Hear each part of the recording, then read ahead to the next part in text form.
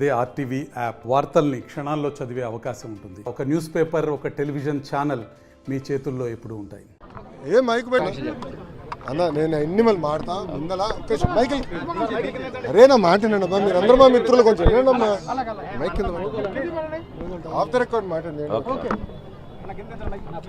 అలా 10 రోజులు అయింది ఎన్నికలయ్యి ఇంకా మేము ఎమ్మెల్యేగా ప్రమాణ స్వీకారం చేయలేదు.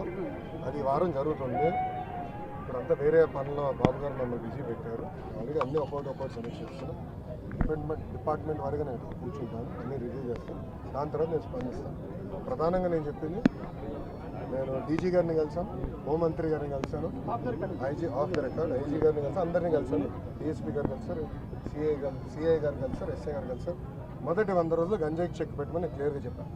పోలీసులు ఎవరు నా బందోబస్తు నా డ్యూటీకి నేనేదో ఊర్లోకి వస్తే మీకు ఎవరు రావాల్సిన అవసరం లేదు. మీరు ప్రజలకు సేవ చేయండి, ప్రజలతో ఉండండి.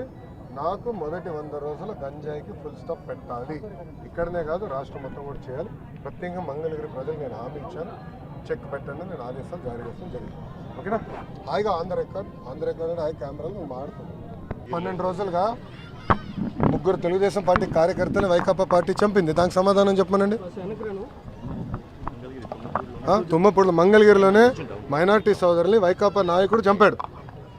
కర్ర బ్యాట్ పట్టుకుని కొట్టి చంపేశాడు. వాళ్ళు మా కార్యకర్తలను చంపి ఇప్పుడు ఏం మొహం పెట్టుకుని ఈ ప్రశ్న అడుగుతున్నారు? ఏమో ఈరోజు కూడా తాడిపత్రిలో మా కార్యకర్తను చంపేశారు.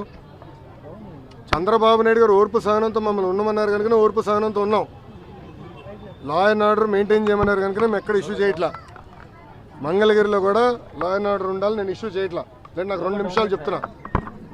నేను మిమ్మల్ని అడుగుతున్నా, ఎక్కడండి వైకాపా కార్యకర్త ఎవరు దెబ్బ తగిలింది, ఎవరిని చంపాము? ఒక్కడి జోలికి వెళ్ళాం మేము.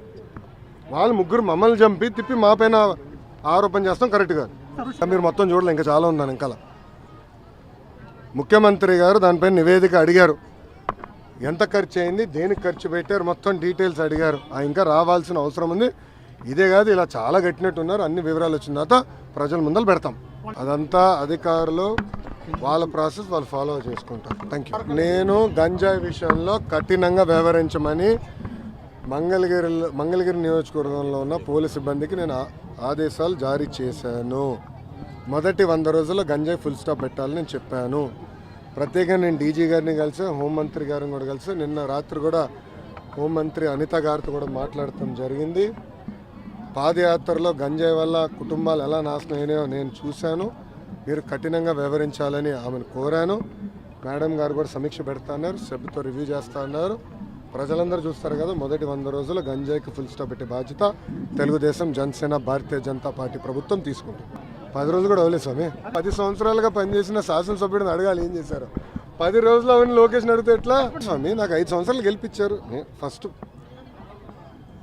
భూములు దశాబ్దాలుగా ప్రజలు నివసిస్తున్న భూముల్ని రెగ్యులరైజ్ చేసి శాశ్వత భూ హక్కు కల్పించాలి మొదటిగా నేను హామీ ఇచ్చే దానికి కట్టుబడిన. డ్రైనేజు, రోడ్లు ఏర్పాటు చేయాలని గతంలో నేను హామీ ఇచ్చాను, ఏర్పాటు చేస్తాను. ఇంతేకాకుండా స్వర్ణకారులకి ఇక్కడ గోల్డ్ క్లస్టర్ ఏర్పాటు చేస్తాను, హామీ కట్టుబడిన.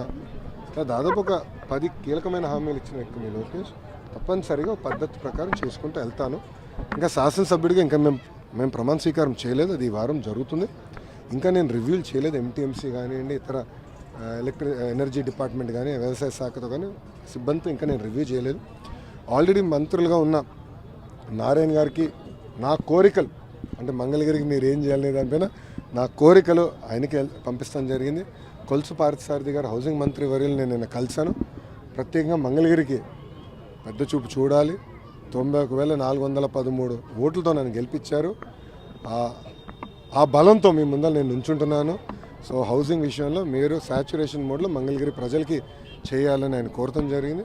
ఆయన కూడా అనుకూలంగా స్పందించారు. మీకు కంపట్లేదా? Okay, good. మేము మా పని మేము చేసుకుంటూ వెళ్తాం. ముందు మీరు చూస్తారు. అంటే ఇది 3వ రోజు, కొంచెం టైం పడుతుంది. రోజుకి దాదాపు 500. నేను మంగళగిరిలో ఏర్పాటు చేసుకున్నాను. పొద్దున్న 8 నుంచి 9 గంటల వరకు ప్రజలు ఎదుర్కొంటున్న సమస్యలు నేరుగా నేను తెలుసుకోవాలి. ఏదో పార్టీ అధికారులే కాకుండా ప్రజలు కూడా నేరుగా కలవాలని పొద్దున 8 నుంచి 9 గంటల వరకు స్ట్రిక్ట్గా నేను ఊరిలో ఉన్న ప్రతిరోజు నేను కలుస్తాను. ఇప్పటికీ ఇది 3వ రోజు. ఈ రోజుతో రేపు ఉంటే ఈ వారాంతం ఇక్కడనే ఉన్నా కనుక అందరినీ ప్రజల్ని కలుస్తూ వాళ్ళ సమస్యలు తెలుసుకుంటా ఆ సమస్యకి పరిష్కారం ఎత్తుకు బాధ్యత నేను తీసుకున్నాను. ప్రభుత్వం ఏర్పడింది, ప్రజా దర్బార్ మొత్తం రాష్ట్రం అంతా ఏర్పాటు చేస్తే బాగుంటుందనేది నాకు సోషల్ మీడియాలో కూడా చెప్పడం జరిగింది. అది ఇప్పుడు మా రాష్ట్ర అధ్యక్షులు వారు పల్లా శ్రీనివాస్ గారిని నిన్నే మా జాతీయ అధ్యక్షులు వారు చంద్రబాబు నాయుడు గారు నియమిస్తాం జరిగింది. అన్నగారిని ఈరోజు కలుస్తున్నాను. దాని తర్వాత జాతీయ అధ్యక్షులు వారు చంద్రబాబు నాయుడు గారితో కూడా చర్చించిన తర్వాత ఒక నిర్ణయం మేము తీసుకుంటాం. Thank you.